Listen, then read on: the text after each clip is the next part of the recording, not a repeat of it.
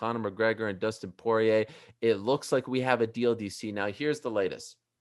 Last week, Conor says, all right, I'm in. January 23rd. All right, well, let's do it. Finally, let's go. Let's finally fight. But one caveat, one stipulation I want to add, I want to do this at Jerry's World, AT&T Stadium, Arlington, Texas. Right now, Texas is saying we will have up to 50% of an arena. So let's just say for football, I did the math. AT&T Stadium, home of the Dallas Cowboys, holds up to 80,000 people. For a fight,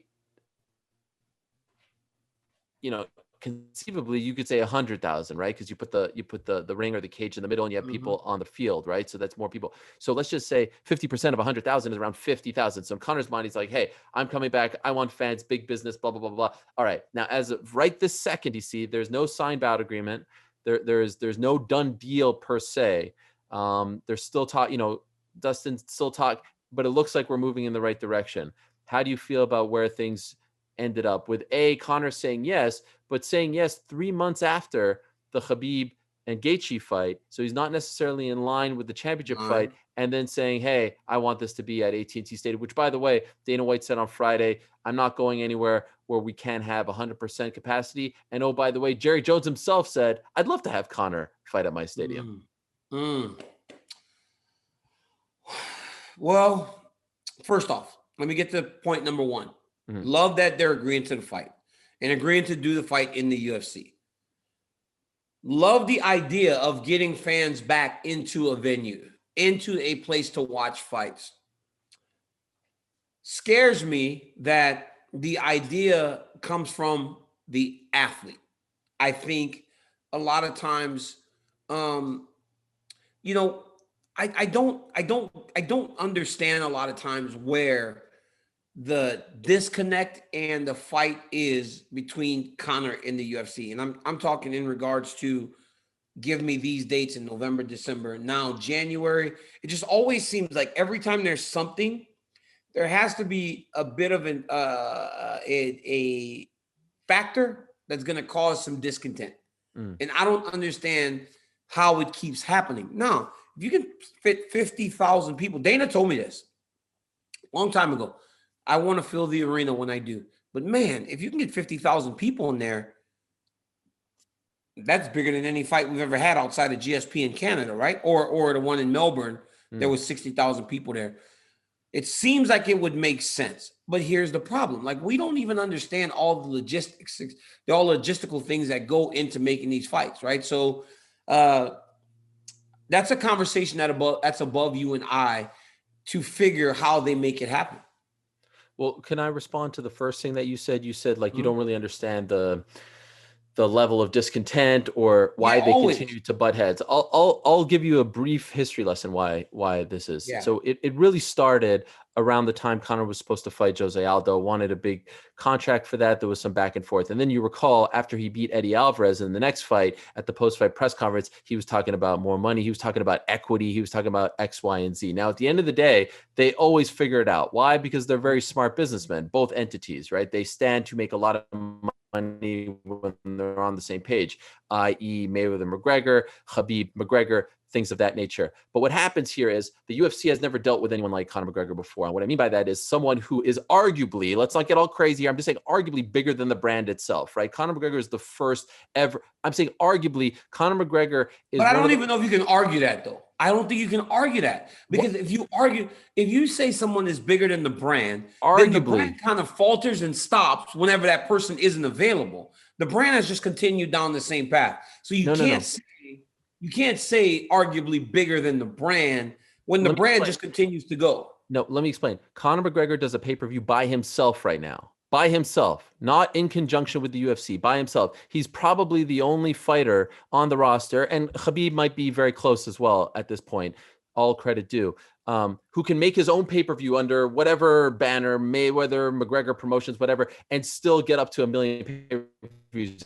I don't know if anyone else. That's what I mean by that. And so historically, the UFC has always been the dominant brand. And so they try to keep. So when Conor comes out and says, move the date, they're like, no, because now you're setting a very dangerous precedent. When he says, let me pick the venue, now you're setting a dangerous precedent. So it's this constant one-upmanship where it's like anything you say, I'm going to go above it. Back forth they go. And that's why you see this butting of the heads. But again, at the end of the day, they always figure it out because there's money to be made. But I think that's why you're seeing it. Can I ask you a question? Yes.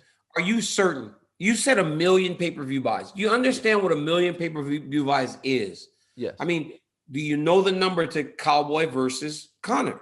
Because if you can find the number to Cowboy versus Conor, the amount of pay-per-views sold, that tells you where it stands. Because if the UFC and Conor McGregor together do a certain number of pay-per-view buys, he's not going to do more by himself, right? So I think that's where, because I feel like that was the first time Conor was headlining a card against someone that wasn't in the absolute prime of their career. I think that every other pay-per-view Conor has headlined, Jose Aldo, Eddie Alvarez, Khabib, and whoever else, they were in the absolute prime of their career, right? Let's see what he did against a Cowboy who wasn't in the prime of his career and has name recognition. Cowboy has name recognition. But how did he do with Cowboy? Because when he left, if he still leave the UFC and do his own pay-per-view, he has to do it with a name like that, right? Because you don't have the Habibs and you don't have the Aldos. You don't have the Alvarezes. You don't really have those guys out there to go and main event a pay-per-view with. Well, okay, now we're getting off on a tangent. The point is he's no, not. I'm just saying, though, but you said that you can still do 1 million pay-per-views. Yes. That's a big number. That's a massive number. And I think, by the way, that him versus Poirier, if promoted, aggressively, which it will be, and if he would have fought in July as well, could have done 2 million. That's how big. Him and Poirier, you think, are going to do 2 million pay-per-view buys? If they would have done them in July when there were no sports going on, if they would have done Conor versus anyone. Yes.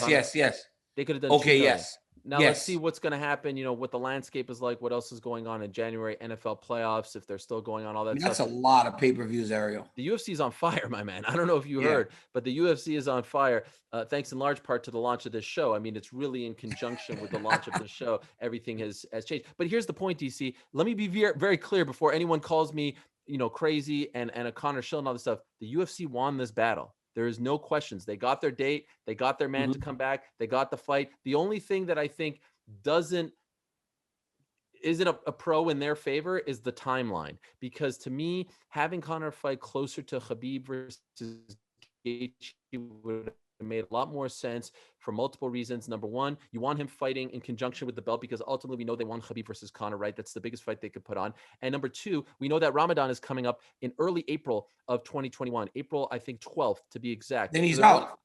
Well, exactly. So you have to, if you want Khabib to fight before, you need to get him in there before April 12th. And if Conor is fighting January 23rd, it's a 14 Saturday window to try to get them, to come back. So now here's the thing I want to ask you, DC. Is it possible that they haven't officially booked this fight? Let's say Khabib runs through Gaethje. Let's say he wins in the first round, right? Do they call the audible and try to make Conor versus Khabib in early 2021? Is it possible that Poirier gets, left on the side? I got to be honest with you. I had a conversation with Khabib the other day about everything. Yeah. And I thought there was no way that he would not want to fight Conor again. I thought he would definitely do it. But after speaking to him, I'm starting to get the idea that he doesn't want to do it. And I don't know if they're going to be able to make him. Like, I'm being honest with you. Like, I'm starting to really feel now that he just kind of doesn't want any part of it. And that to me is scary, right? Before I thought, all right, sure, say you won't fight him, but then go beat a guy. I think you should because you already won. You make a ton of money as a friend. It makes sense. But I just don't know if he's going to do it, Eric. I was talking to him the other day, and what was his reason? He just wants to focus on, obviously, Justin Gaethje. That's the task at hand.